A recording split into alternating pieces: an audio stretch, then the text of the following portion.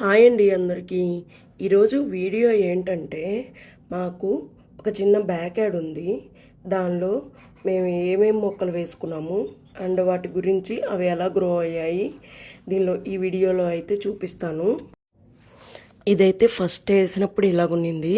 మొక్కలు నాటే ముందే మేమైతే కొద్ది మనకి చలవపారలాగా ఒకటి తీసుకొని అండ్ దాంతోనే మేము మొత్తం మట్టి చాలా పెద్దలుగా ఉందన్నమాట.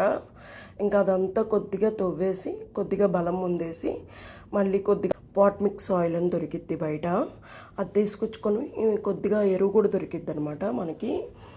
తీసుకొచ్చుకొని వేసుకున్నాము. ఎర్త్వామ్స్ అలాగా కోకోపీట్ కొద్దిగా అవన్నీ కూడా వేసుకున్నాం అనమాట. మొక్కలు వేసే ముందర చల్లేసుకున్నాం అనమాట. ఈ తోటకూర అంటే, మెంతుకూర అంటే, ఇంకా ఆవకూర కూడా చల్లాను కొద్దిగా.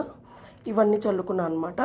కానీ సొర మాత్రం అదే పొడిమలిసింది, ఇంకా దాన్ని పేకబుద్ధి కాలేదు. అండ్ ఒక 4 దోస మొక్కలు వేశాను. ఒకటైతే చిక్కుడు మొక్క, అది నేను పోయిన సంవత్సరం వేశాను అనమాట. చిక్కుడు మొక్క అదే పడిమలిసిందనమాట. దానికైతే ఒక స్టాండ్ అయితే ఏర్పాటు చేసుకున్నాము.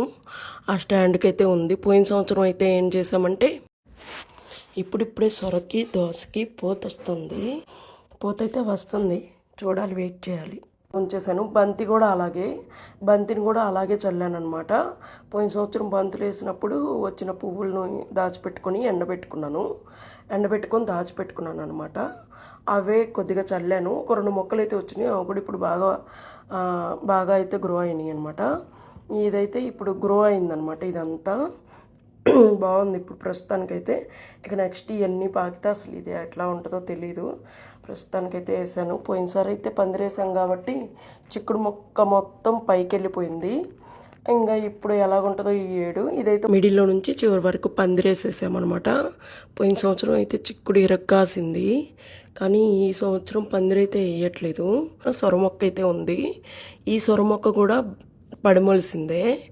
ఇది పోయిన సంవత్సరం నాటాను. పోయిన సంవత్సరం రాలేదు సొర మొక్క, అది ఈ సంవత్సరం వచ్చింది. ఇదైతే నేను వేసింది కాదు.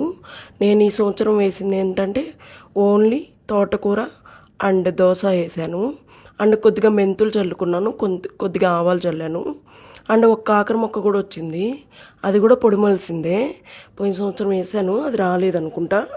ఈ సంవత్సరం అయితే వచ్చింది. కొద్దిగా ఈ చివరిలో ధనియాలు కొద్దిగా చల్లాను. ఇప్పుడైతే ఒక 1 మంత్ అయిందనమాట. 1 మంత్కి ఇలా గ్రో అయ్యాయి మొక్కలు, చాలా బాగా గ్రో అయ్యాయి.